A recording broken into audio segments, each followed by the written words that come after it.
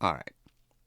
Now, somebody would have told me in 2019 that 2020 was going to be a year of plagues, riots, and just a complete 180 in race relations.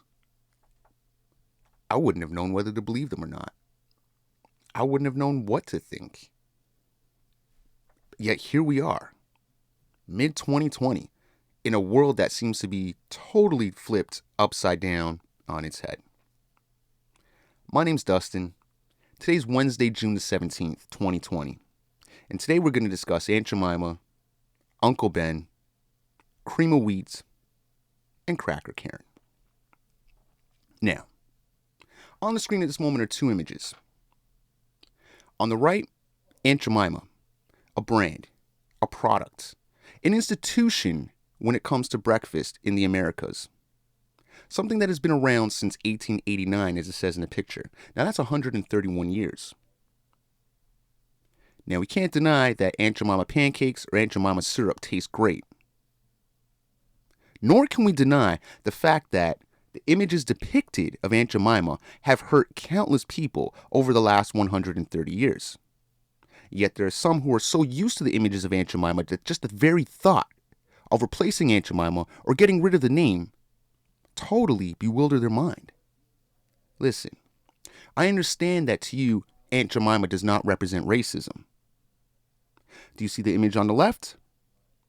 I bet you to you that image would represent racism because we could put it in a context that you understand, referring to Karen as a cracker or putting Karen on a box of crackers. The only thing that's missing is her asking to speak to the management.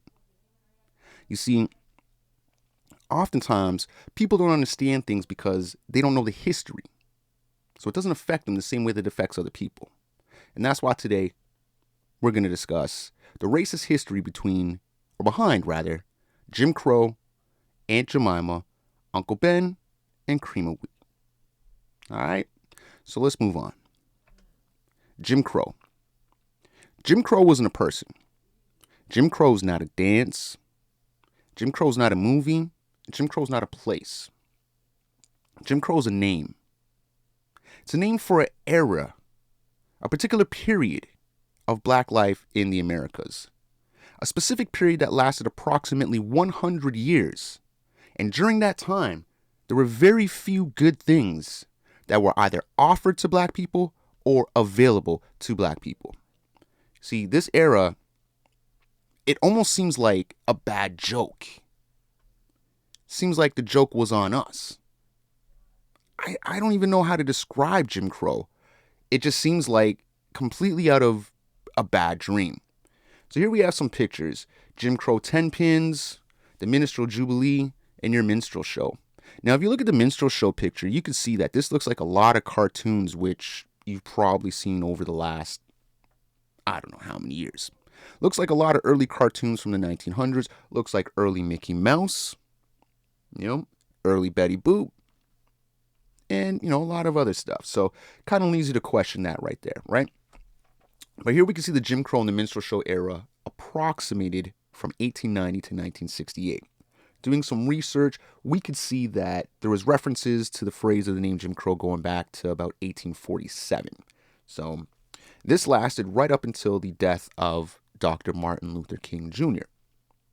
This also happens to be about 13 years before I was born, which means that I am actually closer to the Jim Crow era than I am to the year 2000. That when I was born, I was closer to Jim Crow than year 2000. It's kind of crazy when you put it in context like that, because this isn't some foregone era. This wasn't hundreds of years ago. This was literally within our lifetime. All right. So here we see the high school minstrel book, right? With just some information on Jim Crow. So Jim Crow laws were a collection of state and local statutes that legalized racial segregation. Named after a black minstrel show character, the laws, which existed for about 100 years from post-Civil War era until 1968, were meant to marginalize African Americans by denying them the right to vote, hold jobs, get an education, or other opportunities. Those who attempted to defy Jim Crow laws often faced arrest, fines, jail sentences, violence, and death. To be honest with you, that sounds like the police of today. Has a lot changed from Jim Crow to now? I don't know. We're still out here fighting though, right? So the Jim Crow era. Now, within that time phrase or that time period is when we get Aunt Jemima. We see here since 1889. So technically, Aunt Jemima does predate the Jim Crow era by approximately 1 year. Now, we're going to discuss the character Aunt Jemima today and not the person who actually played Aunt Jemima. There are a few models who did play Aunt Jemima. One of them is a woman by the name of Nancy Green. She was born November 17th, 1834, and she portrayed Aunt Jemima right up until she passed away, which was in August of 1923. Now, you can definitely read about this woman. There's information to read about her if you want to read about her legacy or other people who have portrayed Aunt Jemima. We're not talking about the people who have portrayed Aunt Jemima. We're talking about the character and the offenses of the character today. All right, so here we have Aunt Jemima. Again, we see here Aunt Jemima pancakes since 1889. The Aunt Jemima Breakfast Club, eat a better breakfast. Everybody likes to eat a better breakfast. All right. Now here we have some more information on the character and the inception of the character, how the character came about and how the character was popularized, right? So it says Aunt Jemima is based on a common stereotype of many archetype, a character in minstrel shows in the late 1800s. Sorry, Aunt Jemima is based on the common stereotype of the mammy archetype, a character in minstrel shows in the late 1800s. I don't know why I saw that as many. So mammy. For those of you who don't know who mammy is, mammy was, she was kind of like the nanny taking care of kids, post-slavery, on the plantations, anything like that. She was referred to as Mammy. As a matter of fact, if you watch old Tom and Jerry episodes that haven't been edited, you would know that the person who owned Tom and Jerry was actually named Mammy Two Slippers. But they've long cut Mammy Two Slippers out of Tom and Jerry so as not to be offensive. Her skin is dark and dewy, with a pearly white smile. She wears a scarf over her head and a polka dot dress with a white collar, similar to the common attire and physical features of mammy characters throughout history. A character named Aunt Jemima appeared on the stage in Washington, D.C. as early as 1864. So we can see the portrayal of this character is basically, the inception of this character is basically mocking plantation life, right? The inspiration for Aunt Jemima was Billy Cursan's American-style minstrelsy vaudeville song, Old Aunt Jemima, written in 1875. Rutt reportedly saw a minstrel show featuring the Old Aunt Jemima song in the fall of 1889, presented by blackface performers identified by Arthur F. Marquette as Baker and Farrell. Marquette recounts that an actor playing Aunt Jemima wore an apron and kerchief, and Rutt appropriated this Aunt Jemima character to market the Pearl Milling Company pancake mix in late 1889. So what they're saying is, basically you have people who saw the Aunt Jemima character portrayed in minstrel shows and decided that they were going to use that as a marketing tool for their pancake company. They started up a pancake mix company and figured, we're going to use a mammy.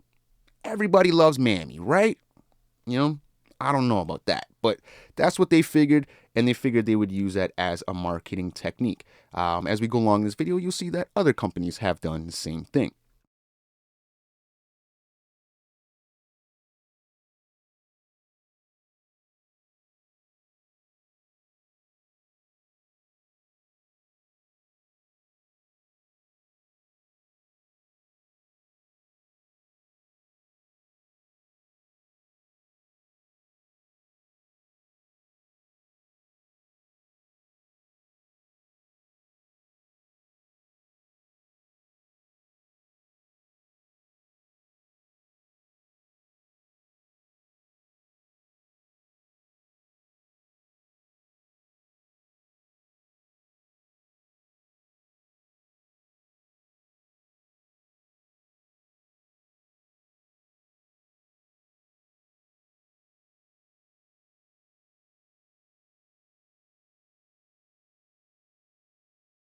is Uncle Ben.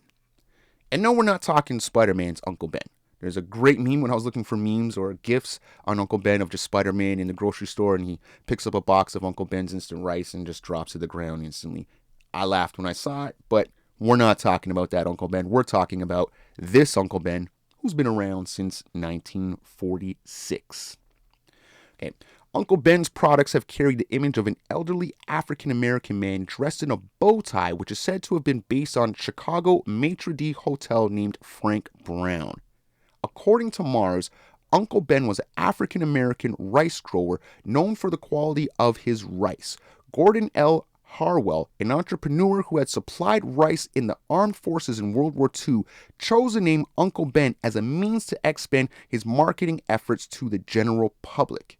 So 1946, Aunt Jemima came around in 1889, and you could see they're using black people to market their foods. They're using the comfort of black people making their food and therefore marketing it.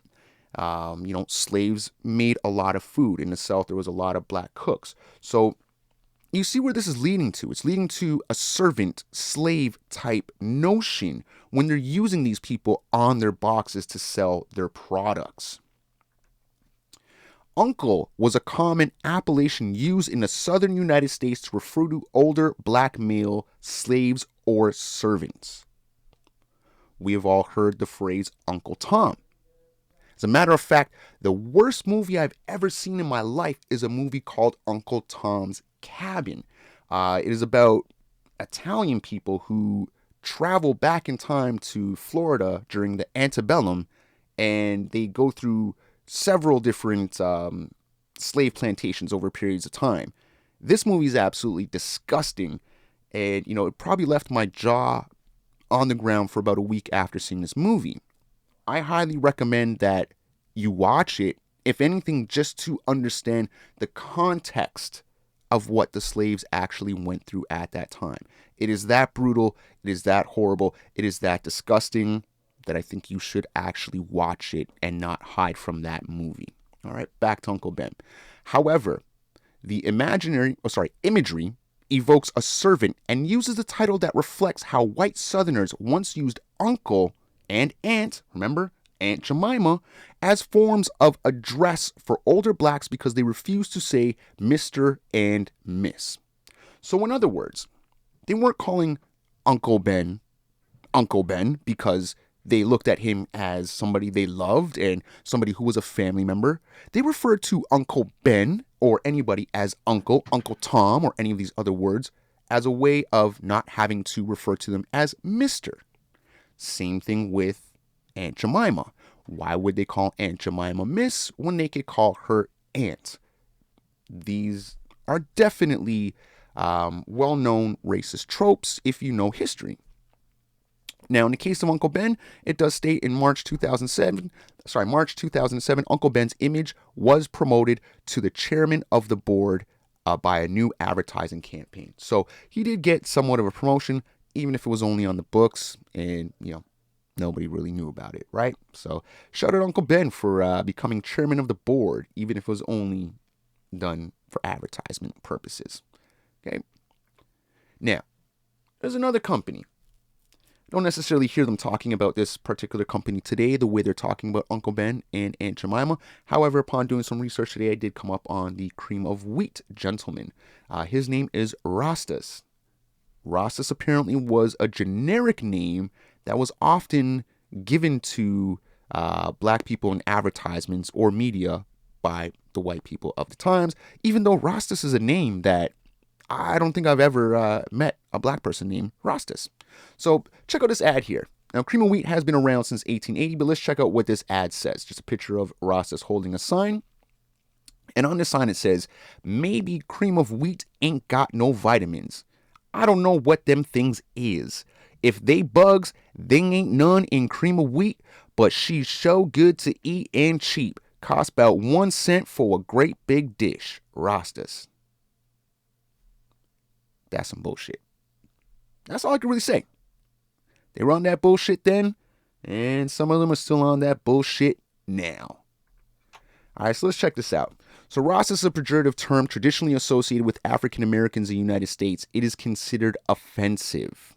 Rastas has been used as a generic, often derogatory name for black men at least since 1880. It's about 9 years before Aunt Jemima was in existence, when Joel Chandler Harris included a black deacon named Brer Rastas in the first Uncle Remus book.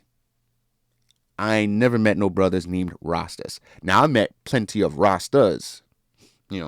I ain't never met nobody named Rastas. And again, look at this ad here. What shall the harvest be? Cream of wheat. They got him out here plowing the field in his cook outfit, in his goddamn apron. Like, it don't get any more slave-like than that. You know what I mean? That's just crazy. I think we got another one here for the cream of wheat as well. Here we go. Rastas, also the name of the African-American character that first appeared on packages of cream of wheat cereal in 1893, and whose image remained on the cream of wheat trademark until the 1920s. Again, showing the image here, he's taking care of the kids. He's nothing but the help. He's a servant. They made sure that he doesn't speak English well. They got him here smiling. This is just old school racism at its finest. Again, some of y'all might not even realize or recognize it. But if you're a person of color, and you're growing up with these products, you're definitely going to recognize it. All right. So today, like I did say at the beginning of the video, today is Wednesday, June the 17th, 2020. And today, I believe it was PepsiCo, PepsiCo, I believe, is the company that Uncle Ben's rice falls under. And Quaker Oats, I believe, is the company that Aunt Jemima falls under. And both of these companies had decided that as of today, they were going to make a change. Now, they're going to do something, I guess, with the names. Maybe they're going to change the names of the products, remove Aunt Jemima and Uncle Ben off these products, and, just try to relabel it, rebrand them, and move forward. And it seems as though a lot of people, for the most part, are very happy about it. But I do see that there are some people who are actually upset about this. To be honest with you, you have no reason to be upset at all. If these images do not offend you, you should not be upset that these images are going to be removed. Because they don't offend you. They're not offensive to you, but they are offensive to some of us. And that's why some of us are very happy to see the changes that are being made. To see the changes that have happened over the last month or so. Growing hurts. Growing pains hurt. But when it's all said and done, you wake up. You're bigger, right? You're better. You're stronger than you were. And I do believe that right now in America, Canada as well, because I am Canadian, these are the growing pains that we are going through. You do see that I did put up Hattie McDaniel in the upper right-hand corner. And I do believe it was earlier this week or last week that Netflix, one of the streaming services, decided to pull the movie she was in. It was Gone with the Wind. Because they felt it was offensive. And she's another character who, in that movie is depicted very similar to how Aunt Jemima would be looked at, right? So, here she is saying, this is one of the happiest days of my life, one of the happiest moments of my life. That's when she would have been accepting her Oscar, but I believe she was not even allowed in the building, or she had to accept it and, walk out of the building, or couldn't sit with the rest of the people. Basically, she was done dirty, y'all, and she deserved better than that, right? As did, a lot of us.